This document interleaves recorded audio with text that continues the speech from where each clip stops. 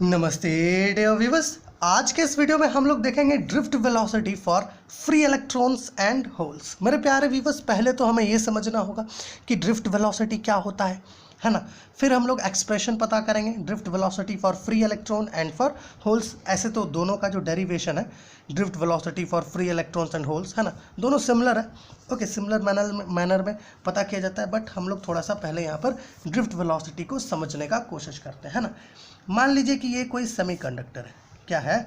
ये कोई सेमीकंडक्टर है। ओके, हमें पता है इसके अंदर इलेक्ट्रॉन्स और होल्स प्रेजेंट होंगे, है ना। फ्री इलेक्ट्रॉन्स और होल्स प्रेजेंट होंगे इसके अंदर।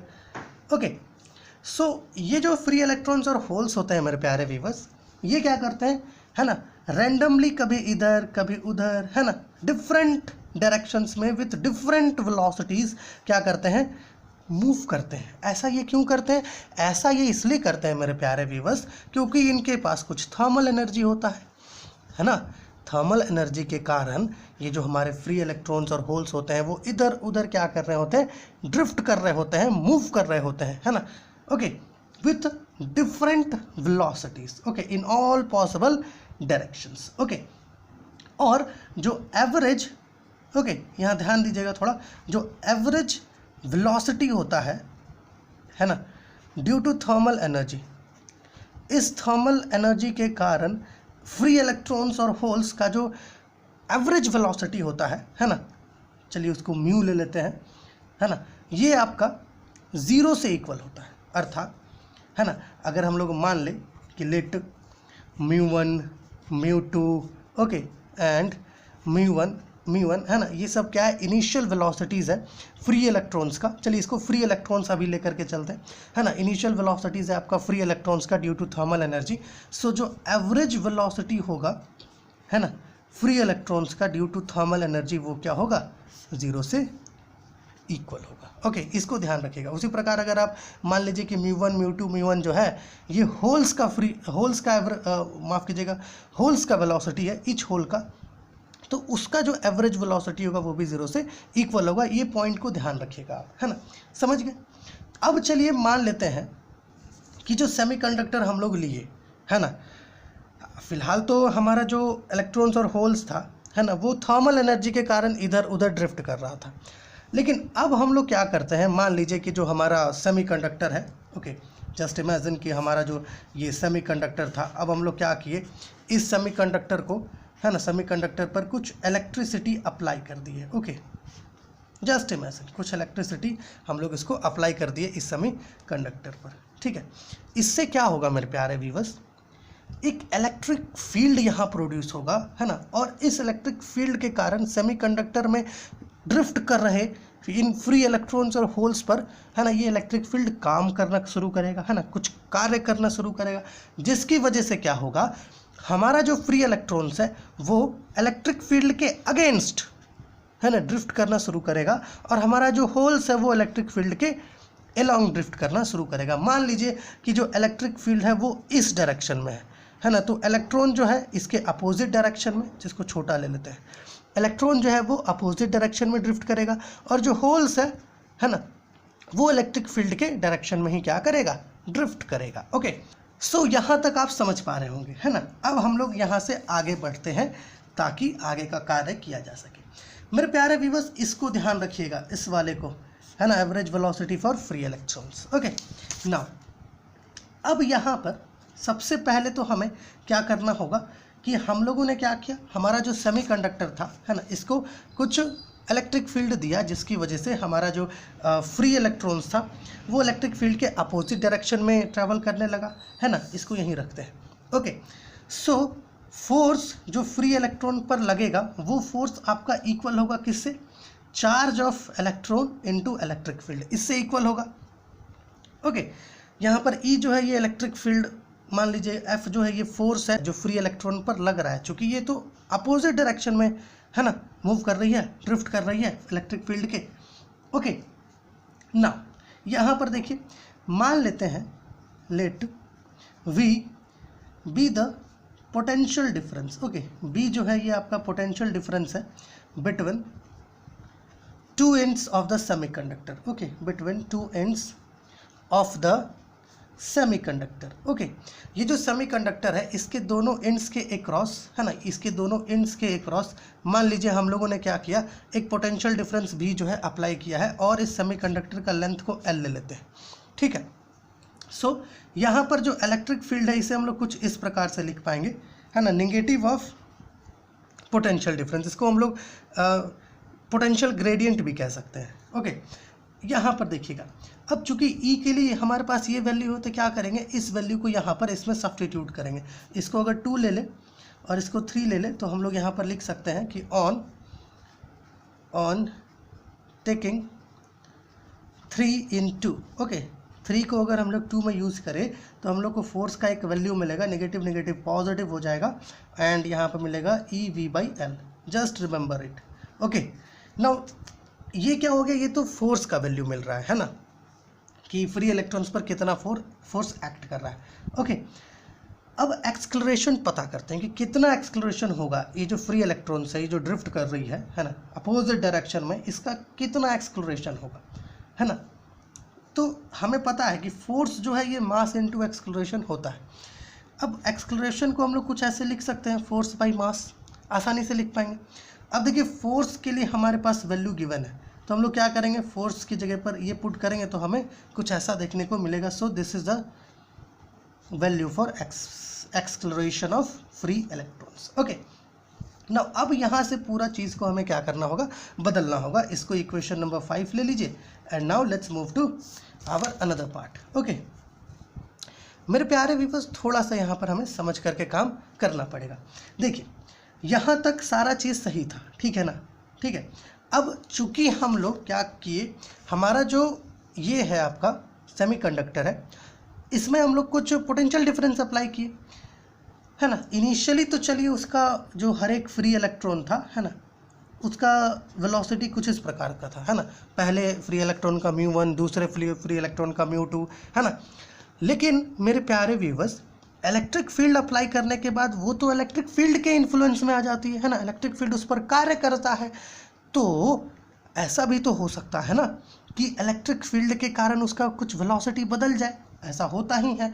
सो मान लेते हैं कि late V1, V2 and Vn है ना, okay, be the final velocities. मान लीजिए कि ये फाइनल वेलोसिटी है ना, after the application of electric field. जब आपने इलेक्ट्रिक फील्ड सेमीकंडक्टर पर अप्लाई कर दिया, उसके बाद ये फाइनल वेलोसिटीज हो गया किसका, फ्री इलेक्ट्रॉन्स का। ओके, सो है ना, और ये भी मान लीजिए मेरे प्यारे व्यूअर, लेट T1, T2 है ना एंड Tn, इसको टाइम इंटरवल मान लीजिए। किसका टाइम इंटरवल मान ले, हमें पता है ना, कोई भी दो फ्री इलेक्ट्रॉन है तो ये दो कोलाइड करेगा है ना।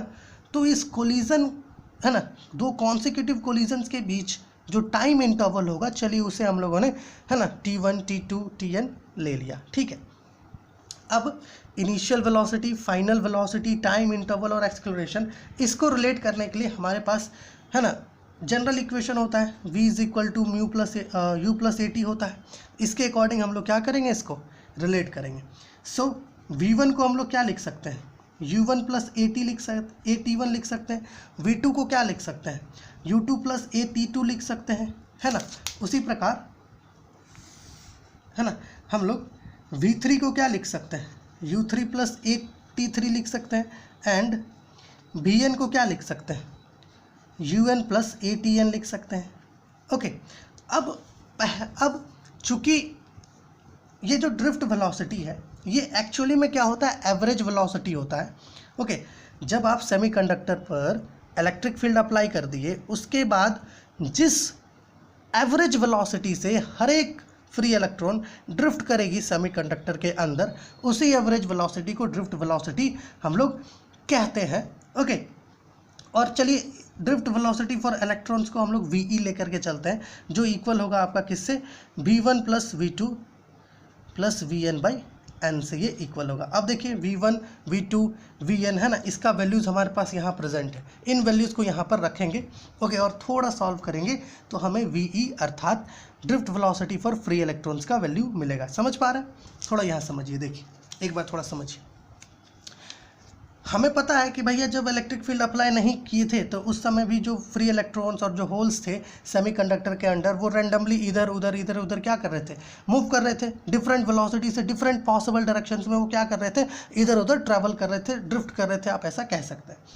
लेकिन जब आपने इलेक्ट्रिक फील्ड अप्लाई कर दिया, इसके बाद वो इलेक्ट्रिक फील्ड के अंदर में भी ड्रिफ्ट करेंगे, है ना, इलेक्ट्रिक फील्ड के इन्फ्लुएंस के अंडर भी क्या करेंगे, वो ड्रिफ्ट करेंगे, है ना। तो यहाँ पर हर एक इलेक्ट्रॉन जिस एवरेज वेलोसिटी से ड्रिफ्ट करता है उसको कहते हैं ड्रिफ्ट वेलोसिटी, ओके, है ना। सो यहाँ पर जो ड्रिफ्ट वेलोसिटी होगा फ्री इलेक्ट्रॉन का, है ना, उसे हम लोगों ने क्या किया, VE ले लिया और ये कुछ इस प्रकार से इक्वल होता है ना।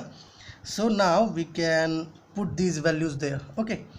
V1 की जगह पर आपको रखना होगा μ1 + AT, है ना, हम लोग μ1 लेकर के चले थे इसलिए μ2 + AT2 and so one, okay. आगे का चीज़ अगर आप नहीं भी लिखो तो चलेगा, ठीक है ना, डिवाइडेड बाई n, ओके। इधर ले आइए इसको, अगर इधर ले आए तो आराम से इसको लिख पाएंगे μ1 + ATN, ठीक है। अब देखो यहाँ पर म्यू जो है सबको एक साथ ले आते हैं, ब्रैकेट आप तोड़ोगे ना तो ये सारा एक साथ आ जाएगा, ओके। हम लोग यहाँ थोड़ा सा काम डायरेक्ट कर रहे हैं, ठीक है। प्लस और यहाँ पर एक्सेलरेशन वाला जो हिस्सा है उसको आप कुछ ऐसे लिख दो, ATN/n, ठीक है। अब ये जो पूरा हिस्सा है ये क्या होगा, 0 से इक्वल हो जाएगा। हम लोगों ने स्टार्टिंग में ही कहा था कि जो एवरेज वेलोसिटी होगा आपका फ्री इलेक्ट्रॉन्स का, है ना, या होल्स का, थर्मल एनर्जी के कारण वो 0 से इक्वल होता है ना। फ्रॉम इक्वेशन 1 हम लोग इसको 0 कर सकते हैं। सो इसको आप 0 अगर आप कर दो तो VE का वैल्यू क्या हो जाएगा, ये आपका हो जाएगा AT1 + AT2 and ATN, okay, divided by n। यहाँ पर n क्या है, कॉमन बाहर निकाल देते हैं। VE = माफ़ कीजिएगा, A कॉमन है, okay. AT1 + T2 + T3 + TN/n, okay.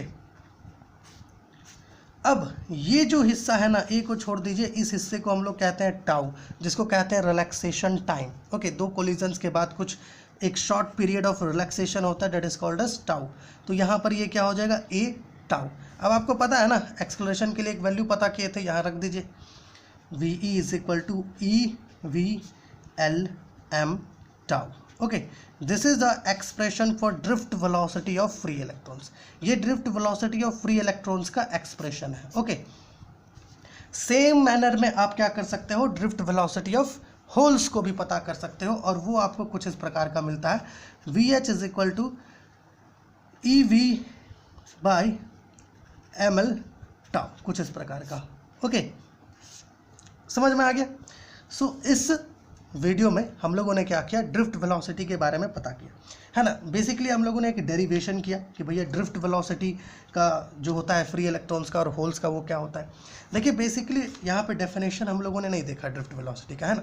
तो होता क्या है आखिर, है ना, जैसा कि हम लोगों ने कहा, एक्चुअली में ड्रिफ्ट वेलोसिटी क्या है, एक प्रकार का एवरेज वेलोसिटी है ना, जिससे चार्ज कैरियर्स अर्थात, है ना, फ्री इलेक्ट्रॉन्स और होल्स चार्ज कैरियर्स ही है ना, जिससे ये चार्ज कैरियर्स किसी भी सेमीकंडक्टर के अंदर ड्रिफ्ट करते हैं, है ना, after the application of electric field. जब आप इलेक्ट्रिक फील्ड अप्लाई कर देते हो उसके बाद जिस एवरेज वेलोसिटी से हमारा फ्री इलेक्ट्रॉन्स और होल्स चार्ज कैरियर्स जिसे कहते हैं वो ड्रिफ्ट करते हैं सेमीकंडक्टर के अंदर, ओके, उसी को क्या कहते हैं, ड्रिफ्ट वेलोसिटी। ये जो डेफिनेशन है स्टेटमेंट वाइज वो आपको डिस्क्रिप्शन में मिल जाएगा, आप वहाँ से लिख पाओगे। तो आशा ये वीडियो आपके लिए हेल्पफुल हुआ होगा, और अगर आपको इसके रिगार्डिंग कुछ भी हेल्प चाहिए, कुछ भी पूछना है तो प्लीज़ कमेंट कीजिए, और इसका जो PDF नोट्स है वो आपको हमारे टेलीग्राम चैनल पर बहुत जल्द मिल जाएगा। तो चलिए अगले वीडियो में आपसे मिलते हैं।